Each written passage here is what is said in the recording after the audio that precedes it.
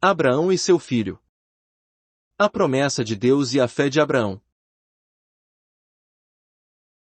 A questão de Canaã foi solucionada por Abraão, mas em Gênesis 15, vemos a questão do seu filho. Isso não significa que Canaã não tenha mais um papel importante depois do capítulo 15.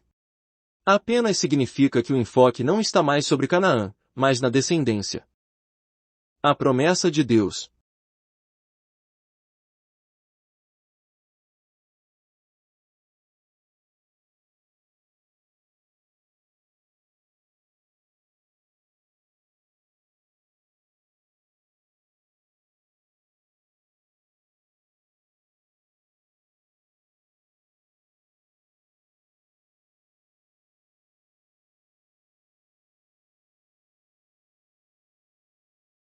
Gênesis 15:1 diz: Depois destas coisas veio a palavra do Senhor a Abrão em visão, dizendo: Não temas, Abrão, eu sou o teu escudo, o teu grandíssimo galardão. Foi muito significativo Deus tranquilizar Abraão com tal palavra, apesar de ele ter acabado de voltar de uma vitória. Temos de perceber que Abraão era apenas um homem, e sua vitória foi a vitória de um homem, não foi a vitória de um super-homem. Embora Deus lhe tivesse concedido a vitória, ele não o fez um super-homem. Foi fácil para Abraão recusar as riquezas de Sodoma enquanto tinha o desfrute do pão e do vinho de Melquisedeque. Foi fácil para ele negar tudo, então.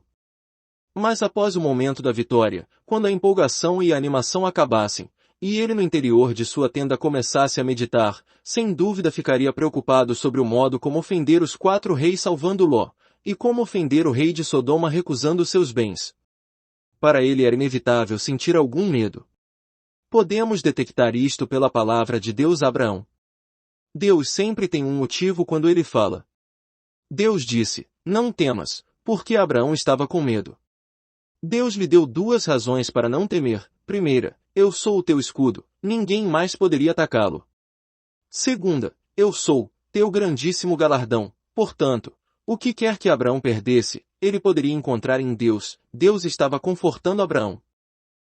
O versículo 2 diz, respondeu Abrão, Senhor Deus, que me haverás de dar, se continuo sem filhos, e o herdeiro da minha casa é o Damasceno Eliezer? Abraão disse ao Senhor que o seu problema não era tão simples. É como se ele devolvesse a pergunta ao Senhor, Senhor, tu não sabes. O Senhor gosta de nos ouvir falar. Por um lado, o Senhor quer que nós o temamos. Por outro, ele gosta de nos ouvir falar. Quando Deus fala, nós ouvimos. Quando nós falamos, Deus ouve. Abraão estava dizendo a Deus que o seu problema não eram os bens, mas um filho. A questão de Canaã havia sido resolvida. Agora havia o problema do filho. Ele disse, que me haverás de dar, se continuo sem filhos, e o herdeiro da minha casa é o Damasceno Eliezer? Este homem de Damasco não fora gerado dele, ele não era filho de Abraão. Embora Abraão tivesse ouvido Deus dizer, de ti farei uma grande nação e farei a tua descendência como o pó da terra, e embora a questão de Canaã estivesse resolvida, ele ainda não tinha filhos. Deus aqui está nos ensinando uma lição. Ele não sabe de tudo? Ele não sabia que a necessidade de Abraão era um filho? Sim, Deus sabe, mas ele gosta de nos ver sendo seus amigos. Ele quer que entremos no seu coração e na sua mente, e quer que falemos com ele desse modo.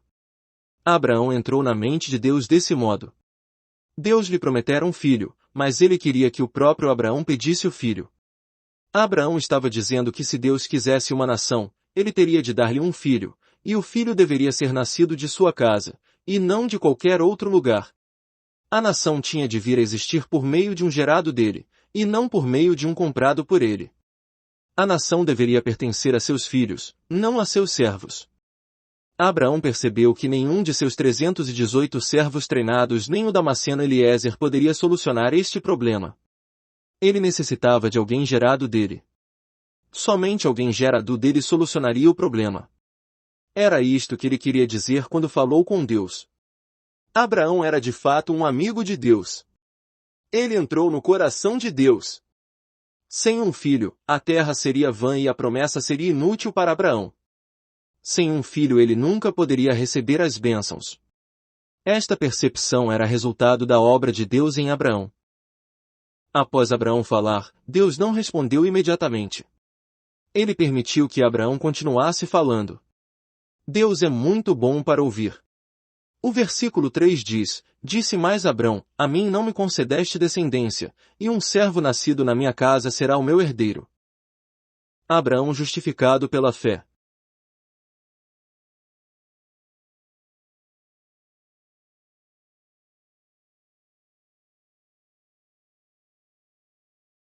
Os versículos 4 a 6 dizem, e eis que veio a palavra do Senhor a ele, dizendo, este não será o teu herdeiro, mas aquele que de tuas entranhas sair, esse será o teu herdeiro.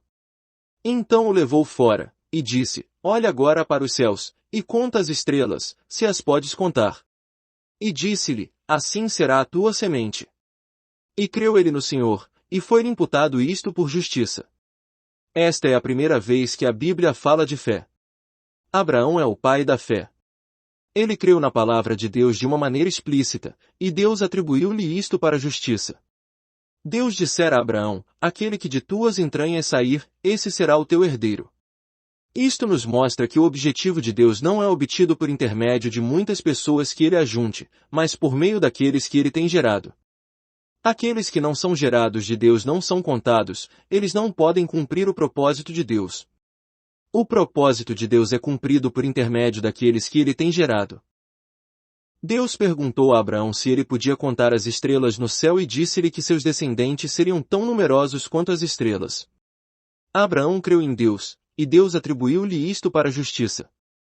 Como dissemos anteriormente, Deus primeiro precisou trabalhar em uma pessoa e ganhar algo nela, antes que pudesse ganhar algo por meio de muitos outros. Para que Deus tenha muitos crentes, ele primeiro precisou ganhar um crente. Abraão creu em Deus, e Deus atribuiu-lhe isto para a justiça. O caminho da cruz.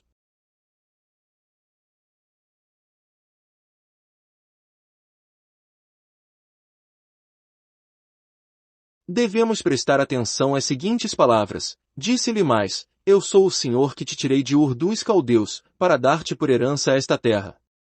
Perguntou-lhe Abrão, Senhor Deus, como saberei que hei de possuí-la? Gênesis 15, 7 a 8. No começo Deus dissera a ele, eu sou o teu escudo, o teu grandíssimo galardão. Mas Abraão disse ao Senhor, eu ando sem filhos. Então Deus lhe disse que só o que saísse de suas próprias entranhas seria seu herdeiro, e que sua descendência seria como as estrelas do céu. Então ele pediu mais provas a Deus. Ele queria saber como poderia estar seguro de que a terra seria sua herança. Abraão creu na promessa de Deus, e Deus reconheceu sua fé. Sua pergunta não era uma indicação de incredulidade, mas um pedido de um sinal para sua fé. Ao responder a esta pergunta, Deus mostrou aos crentes sua maneira de atingir seu objetivo. Como Deus respondeu a ele? Os versículos 9 e 10 dizem, respondeu-lhe, toma-me uma novilha, uma cabra e um cordeiro, cada qual de 3 anos, uma rola e um pombinho. Ele, tomando todos estes animais, partiu-os pelo meio, e lhes pôs em ordem as metades, umas defronte das outras, e não partiu as aves. O versículo 12 diz, ao pôr do sol, caiu profundo sono sobre Abrão, e grande pavor e cerradas trevas o acometeram. Os versículos 17 e 18 dizem, e sucedeu que, posto o sol, houve densas trevas, e eis um fogareiro fumegante, e uma tocha de fogo que passou entre aqueles pedaços. Naquele mesmo dia fez o Senhor aliança com Abrão, dizendo, a tua descendência dei esta terra, desde o rio do Egito até ao grande rio Eufrates. Esta foi a resposta de Deus. Abraão partiu-os pelo meio, e lhes pôs em ordem as metades, umas defronte das outras, e eis um fogareiro fumegante, e uma tocha de fogo que passou entre aqueles pedaços. Esta é a prova. É um quadro do caminho da cruz. Que significa partir pelo meio? Partir pelo meio é morrer, isto é a cruz. Que significa passar entre aqueles pedaços? Passar entre aqueles pedaços é morrer, que também significa passar pela cruz. Deus mostrou a Abraão que sua herança da terra estava baseada na obra da cruz, e que sua descendência seria capaz de permanecer nesta terra por meio da morte de cruz. Temos de perceber que a cruz é o alicerce de todo viver espiritual. Sem passar pela cruz, não conseguimos viver para Deus nesta terra. Se dermos uma mensagem sobre a cruz, ela não produzirá nenhum efeito espiritual, a não ser que nós primeiramente sejamos tratados pela cruz. Somente os que passaram pela cruz terão um fogareiro fumegante e uma tocha de fogo. Em outras palavras, somente os que passaram pela morte terão a genuína luz limpadora e purificadora. O problema de muitas pessoas é que sempre que se encontram com um pouco de força ou com alguma realização na obra, elas acham que são úteis na mão de Deus. Na verdade, isto não existe. Tudo depende do tipo de substância que você introduz na obra do Senhor. Se traz algo de si mesmo para dentro da obra, você já fracassou. Você não fracassou porque não sabe falar, porque não tem poder suficiente, ou porque não está bastante familiarizado com as Escrituras. Você fracassou porque é a pessoa errada. A cruz não fez sua obra em você. Precisamos ter clareza de que somente os que passaram pela cruz herdarão a terra. Os que não passaram pela morte não herdarão a terra. Precisamos da obra purificadora. Como é difícil ser puro na obra do Senhor. Que significa ser puro? Significa ser sem nenhuma mistura. Em nossa obra para o Senhor, como é fácil dizer uma palavra no espírito e a próxima, na carne. Como é fácil dizer uma palavra pelo Senhor e a próxima palavra por nós mesmos. Isto é mistura, e é impureza. Consequentemente precisamos que o Senhor traga um fogareiro fumegante para passar entre os pedaços, a fim de fazer uma obra purificadora em nós. A eficácia da morte de Cristo nos fará uma pessoa pura. O Senhor não quer que sejamos uma pessoa mista. Ele quer purificar-nos para que sejamos puros. O que passou entre os pedaços não foi só um fogareiro fumegante, mas também uma tocha de fogo. Antes do fogareiro fumegante, deve haver a cruz, e antes da tocha de fogo, também deve haver a cruz. Portanto, para que haja verdadeira luz, deve-se primeiro passar pela morte. Uma pessoa que não passou pela morte, pode ser muito inteligente e ter muito conhecimento, os outros podem achar que suas palavras são muito brilhantes. Mas tal pessoa não possui nenhuma luz penetrante. A tocha de fogo, a genuína luz, procede da cruz. Ela procede da ação de passar entre os pedaços, ou seja, de passar pela morte. Ninguém consegue cumprir o ministério da obra de Deus baseado em sua sabedoria ou conhecimento humano. Para cumprir tal ministério, é preciso ter a experiência de cruz diante do Senhor.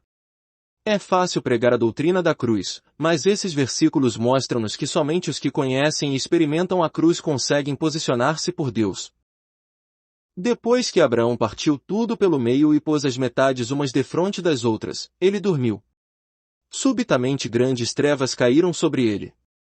Uma pessoa que não conhece a cruz pensará que está mais do que qualificada para trabalhar pelo Senhor e que não há nada a temer, porém, uma pessoa que conhece a cruz, verá grandes trevas caindo sobre si.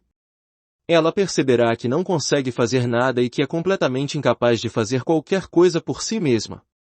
Quando uma pessoa é levada pelo Senhor à posição de fraqueza e quando sente que nada pode fazer nem é digna de fazer nada, ela pode começar a trabalhar para o Senhor.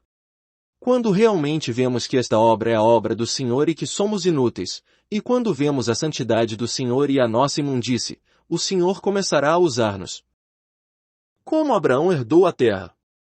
Deus mostrou-lhe que tinha de passar pela morte, ele tinha de passar pela cruz. Somente passando pelo caminho da cruz, nós herdaremos a terra, e só então seremos capazes de viver para Deus continuamente nesta terra.